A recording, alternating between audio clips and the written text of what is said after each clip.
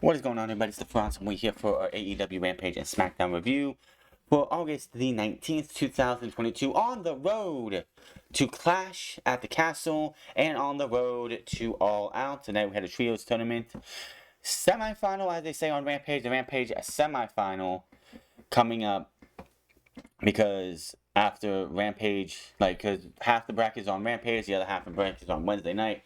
So this was the Rampage. We had a Rampage semifinal match tonight. We'll have another final match tomorrow, semifinal match next week with Dark Order versus the House of Black, and then the finals on the last episode, going into All Out.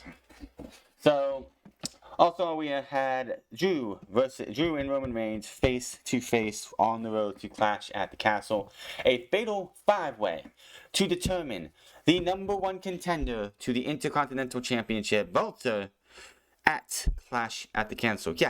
Yes, the Intercontinental title is going to be defended on pay-per-view for the first time in over a year.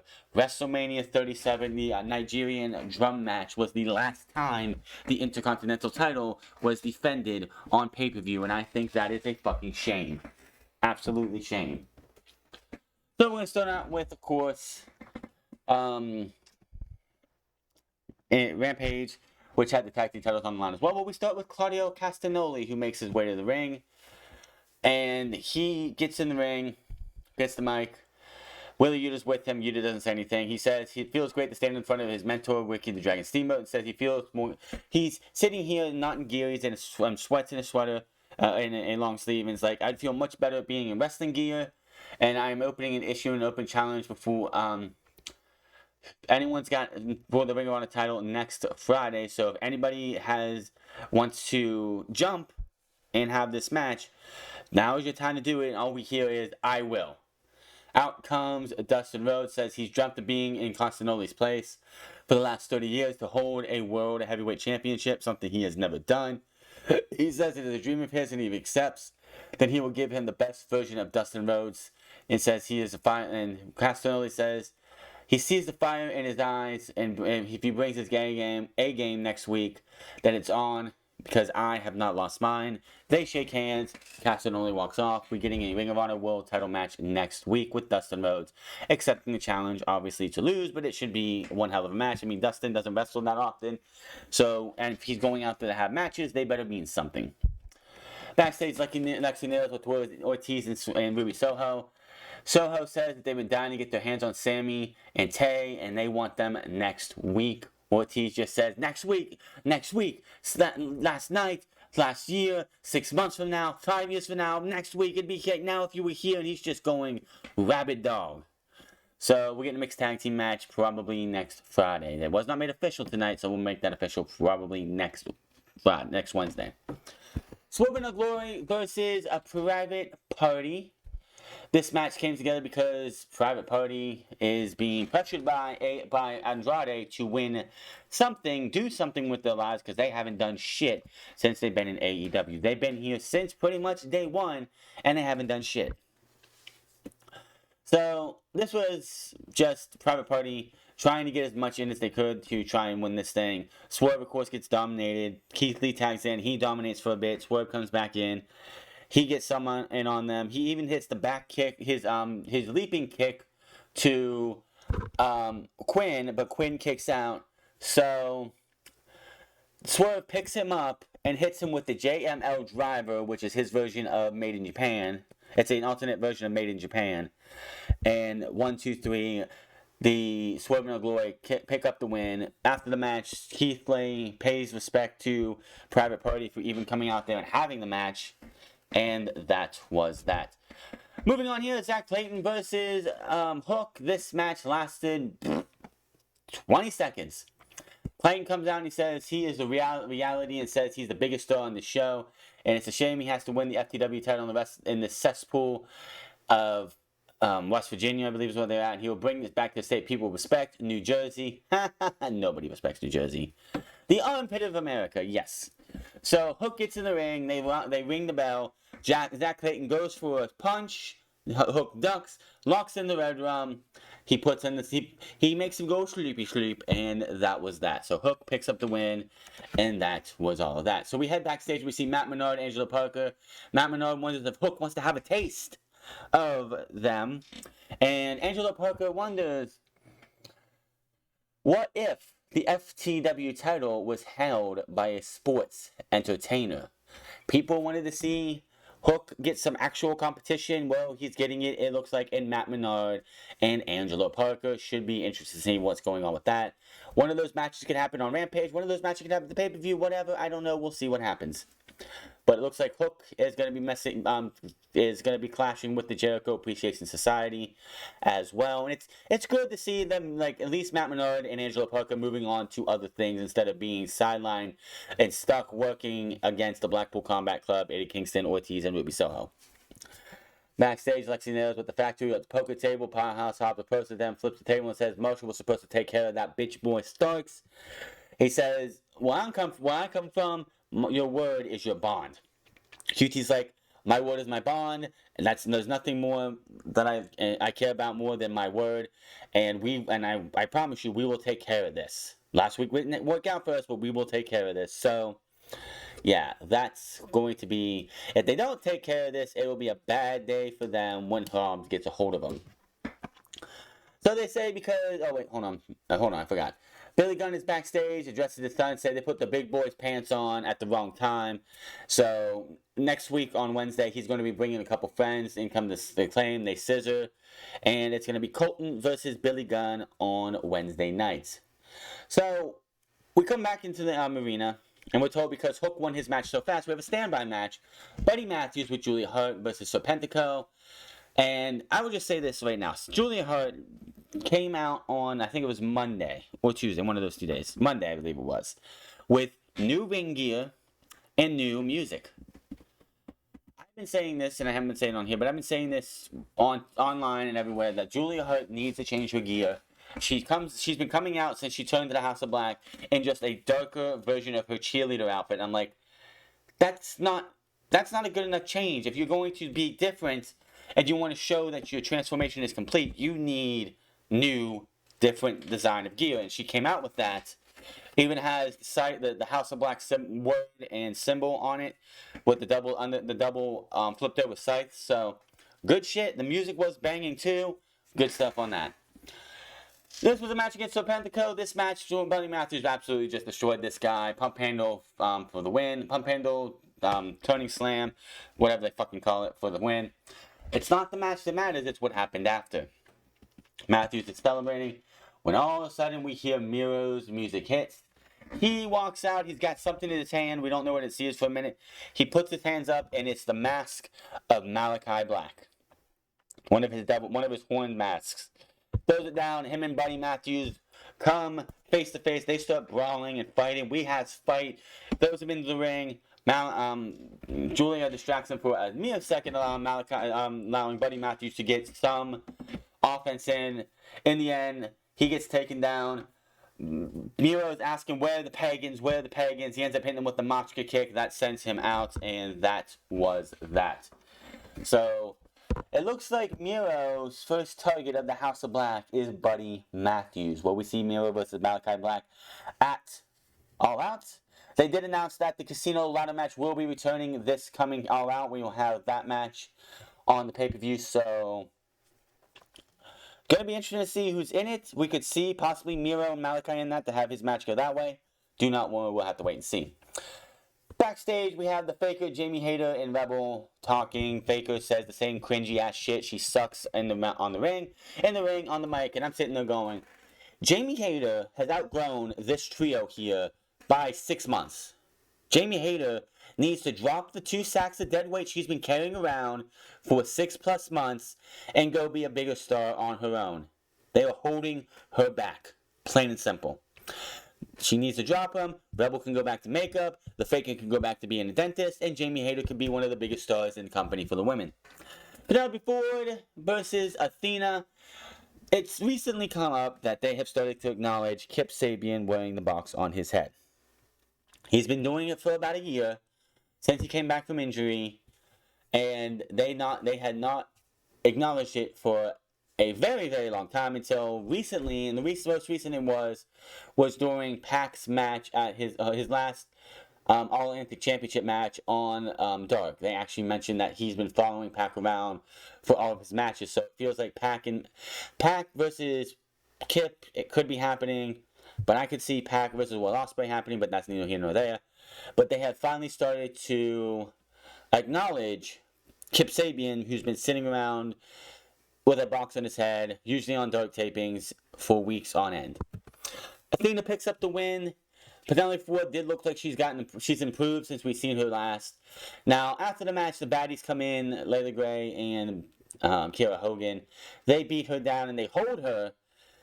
And here comes Jade Cargill, but she stops at the stage. Athena's wings are sitting on the stage still. Stokely hands her a sledgehammer, and she smacks the wings with the sledgehammer over and over and over while Athena is made to watch. She eventually fights back, but ends up getting hit with a sledgehammer into the chest, into the stomach, and obviously that's where we are going for All Out for the the TBS Women's Championship. This was supposed to be what Chris Statlander was going to be, and obviously the injury took her out and took her away, and it absolutely sucks. Athena's got to win it. The plans change all the time. They need to have Athena beat Jade Cargill because honestly, she's outstayed her welcome as TBS Women's Champion. It's time to get that title onto somebody who can put credibility on that title. Trustbusters versus the Best Friends in the Trios title tournament. Obviously, Sunny Kiss joined the Trustbusters on last week's show. Why? Just to get her on TV because they bitched and complained that they weren't getting TV time. Sunny Kiss is a body who they needed to help fill out the roster when AEW started. Sunny Kiss's time as a asset to AEW has come and gone. Contract needs to come out and needs to go. The only reason that Sunny Kiss probably still has a job is because Tony Khan doesn't want a shitstorm for not renewing a trans feminine person. Just saying. Trustbusters get beat with what was a very interesting way to end this match. Parker Boudreaux gets sent over the barricade, out of the match. Slim J gets picked up, and the Best Friends have him, in between each other, holding him up. Orange Cassidy climbs the Best Friends, and they let go completely, and he splashes down on the Slim J, 1, 2, 3, and the Best Friends move on to the Rampage final in 2 weeks. So they'll take on the Dark Order, or House of Black, which the way things are going, I think that the House of Black are going to lose because of Miro. Just saying. Moving over to SmackDown here, we had Ronda Rousey come out to hijack the show. She says that last week she paid a fine. Tonight I'm not leaving until I get reinstated. So here comes security. Here comes Adam Pearce. He tries to get her to leave. He sends the security in. She knocks 3 of them out and then goes to say, "You want to reinstate me?" Before she breaks the other one's arm, she goes down. Here comes the cop. She gets arrested. And she gets taken out. And that was the only Open SmackDown. Whoop-de-fucking-do. Do not care. Moving on. Sonya Deville and Natalya, the first take on what was supposed to be Nikita Lyons and Zoe Starks, but Zoe Starks got injured in her match against Mandy Rose. Go figure. So they brought up the team that should have been brought up in the first fucking place, Toxic Attraction, Gigi Dolan and JC Jane, with no Mandy Rose. Go figure. To take on Sonya Deville and Natalya. Now, when the match was about ready to get started, I think it was during, before Toxic Attraction came out, we see behind Pat McAfee, and he noticed it too, of commotion, Bayley, Kai, and Sky make their way to behind commentary desk, which means great that Bayley gets to pick on Michael Cole again for a bit. They have tickets. They're here to watch this match, and they do. This match was not even good either. We've had 4 matches, 4 quarterfinal matches in this entire thing. And this past Monday's match was probably the best match out of the 4. Now I expect Bliss, Asuka, Kai, and Sky to have the best match of the entire fucking tournament coming up on Monday. But man, oh man, these titles do not need to come back. I would rather have them take the leather, pull the metal off, put new metal on both of these belts, give one to one member of SmackDown, one to Raw, have a women's U.S. title and a women's Intercontinental title to match the men's, and we go from there. Because the women's tag team titles ain't it. Not every single company has to have tag team championships for the women's division. A secondary title would be better. Getting a little parched here. Toxic Attraction win, then they pull the old switcheroo. Gigi Dolan tags in, or JC Jane tags in, Gigi, but drops down, so Gigi gets put into the sharpshooter. JC Jane rolls up Natalya out of that for the pin, 1, 2, 3. Toxic Attraction pick up the win, and they will most likely be going to the finals and taking on Dakota Kai and Io Sky. When this match happens is beyond me, because it shouldn't be happening at Clash at the Castle, because both the Raw side of the tournament are booked for Clash at the Castle already. I don't think anyone figured that out before they did this. Sami has a chat with Roman Reigns in his locker room. I didn't listen to any of this shit except for the fact that Roman told Sami to tell Owens he doesn't owe him shit. The Maximum Models were in the ring with Max and Maxine Dupree. Shit, Row come out. They take out the men. The other two leave. I couldn't care less. All of a sudden, they're like, hey, we got a surprise for you guys in Montreal. And they give us one of the most cringiest all-time worst rap segments I have fucking seen. Holy shit. B-Fab stumbling over her words. Shanti the Adonis just going hit row the entire time. $0 fucking fat face dipshit can't fucking rap to save his goddamn life. This was absolutely the worst thing they could have put on television. Triple H is happy to have these guys back. Man, Swerve dodged a fucking bullet and is better off in AEW. Swerve will have a more successful career in All Elite Wrestling than Shit Row will have in WWE. I'm just calling that right now. We had the video package recapping the match between Volta and Shinsuke Nakamura for the Intercontinental title. Back in the ring, Maximum Male Models. Oh yeah, we already did all this shit. I'm not dealing with this. Back from break, we had a video of Karrion Kross and Scarlett Kross addresses Drew McIntyre and says he is the chosen one, whether he wants to admit it or not. He says Roman is too, and says says that where he failed, they chose someone else. He says he set the table for he failed, and says they were wrong to choose him.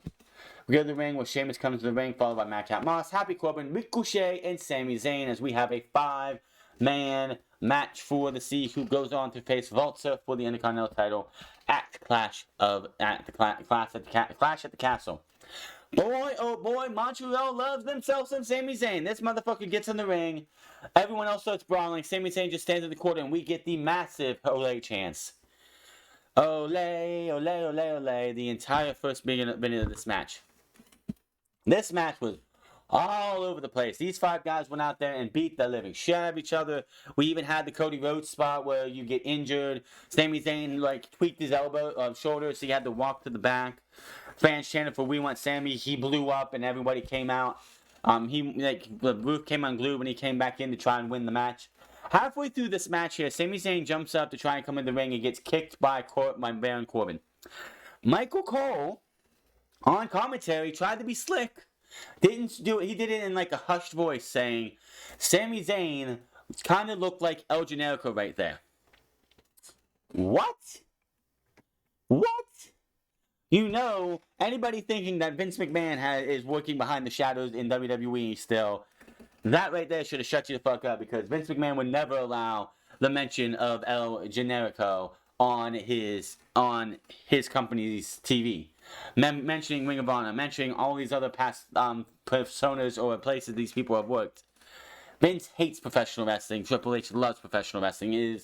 Loves to honor professional wrestling. If you're going to get a shout out it wasn't even a shout out. If you're going to get a call that's El Generico, this was the time to do it. Fucking Sami Zayn, Ricochet got 17 beats of the Baldwin. Moss got 10. and Corbin got 10. Ricochet got 17, and he was going to try and go for 20, but Ricochet was just out, so he pushed him over. He was going to do it the Sami Zayn, which the crowd was booing heavily. And, of course, Sami Zayn got out of that. After Sami Zayn came back to the ring, it comes down to the ending sequence to Tia. Sami Zayn almost had the win, but Corbin pulls him out. Corbin gets laid out. Bro kick. Oh, the finish was fun because Ricochet was out on his feet. Corbin's going to go for the end of days. Bro kick out of nowhere to Corbin. 1, 2, 3. And Sheamus is moving on to face Walter at Clash at the Castle. Sami Zayn would have been the sentimental favorite, the sentimental winner, but you're not going to go without going for Sheamus. Sheamus versus Walter is going to be a fucking war. And I cannot wait to see those two pasty white men beat the living shit out of each other. Those pasty men are going to go out there. They're going to be bruising. You're going to see some like hamburger meat on their chest by the time that match is done. Viking Raiders hold a funeral for the New Day. They burn some of the New Day shit, and they say that they suspect them as great warriors, but they are going. A new Viking Day is going to emerge, and they're going to have a big, huge battle with the New Day coming up.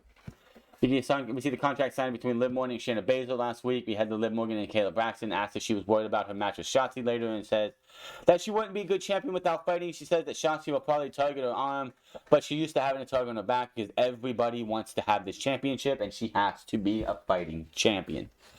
Liv Morgan versus Shotzi Blackheart. This is not a championship contenders match. Hopefully, though, that term is banned. We've unbanned some things. Ban the term championship contenders match, please. So, as of course, Shotzi Blackheart tries to do her best to injure or attack Liv Morgan's arm. Liv Morgan ends up hitting the Oblivion out of nowhere, which Michael Cole did reference the entire Twitter feud between Shotzi and Liv Morgan on Twitter, but did not mention the last thing that Shotzi said was Shotzi blamed Liv Morgan for getting Ruby fired, which is like, are you fucking kidding me? Ruby Riott is one of Liv Morgan's best friends. Why would she be trying to get her fired? Are you kidding me? No. Vince McMahon and Laurinaitis fired that Ruby Riott at the time because they could. After the match, Shayna Baszler comes out of nowhere and attacks Morgan from behind. She steps up to Morgan's hand, says she wants to break her arm so badly, but she will wait till Carter to do so. She goes to stomp, stops, and kicks her in the face to leave her in the ring. So, we'll see what happens with that 2 weeks from tomorrow. Commentary team announces that Ronda Rousey has been released from jail after Adam Pearce decided not to press charges. Undisputed Universal Champion comes to the ring. Roman Reigns to face off against Drew McIntyre. Commentary runs down the card for next week where Roman Reigns heads to the ring. And he's like had his hand out. He's waiting for the prop to be handed to him, the mic to be handed to him, but a prop guy has to come up because Paul Heyman isn't there, and Jimmy and Jey Uso cannot be in the country of Canada because of their past DUIs. Which, funny thing there, if you get one DUI, you ain't gonna be able to get into Canada. Sucks to be them. They had to say trouble at the border, aka we've had past DUIs in the last few years. We can't go to Canada. He said he let the Olays and other chants hit for a minute, but he's like Montreal. Acknowledge him. He says he's not on the show every week anymore and states that some people sometimes will come out here and say some really stupid things. If anyone besides him says that he's the face of the company, they're lying. If they're the main event, they're lying. If they carry the company on their back, they are lying. He's mentioned Drew in that one. It says he's the only man who can say he's the face of the company, the main event, and the one who carries this company on his back. McIntyre is beneath him before McIntyre's music hits and he heads to the ring. McIntyre says that he doesn't represent the title properly. He doesn't deserve to be champion. Says that Paul Heyman works for him politically while the Usos work for him physically. He sees fear and concern in his eyes because there's no man that McIntyre can't tear apart with his bare hands. McIntyre says he's in the mood for the fight, and the two men start brawling. McIntyre looks for a Claymore kick, but Sami Zayn runs in the ring, pushes him out of the way to get the first Claymore. Roman goes for a spear. McIntyre hits him with the Claymore anyway, and the SmackDown goes off the air with Drew McIntyre holding both championships up. SmackDown was a pretty good show tonight. The Maximum Male Models, it looks like Triple H showed you this is what I think about them. Sending this awful act to go out there and take care of them, and then rap like some of the worst rappers from the 90s. My God, never do that again. Rampage was pretty good too. It felt important. We had the tag team titles on the line, FTW titles getting a little bit of sparkle on it, and the trios tournament is halfway done for the semifinals for each show. But that is all for your SmackDown and Man's Rights review. Both shows were pretty good this week. Hit that subscribe button, comment down below, like or dislike this video. Find me on my The France Club, find me on twitch.tv/The France Club, and find me on Instagram at The France Club. And I'll see you guys on Monday for Raw. Until then, my name is The France, and I'll see you guys later.